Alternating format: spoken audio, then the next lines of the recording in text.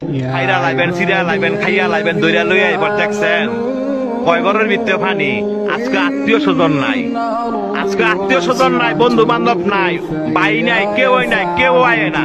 কয় ঘরের ভিতরে পানি। তৈরি কই যারা এই দুনিয়ার মধ্যে জোর জুলুম দেখান, মানুষের জায়গা সম্পত্তি জোরে লেখা লয়ে রেছেন, বোনের সম্পদ দেন না, ভাইয়ের সম্পদ দেন না, বাগিনা করে ঠকাইছেন, বাচিজা করে ঠকাইছেন।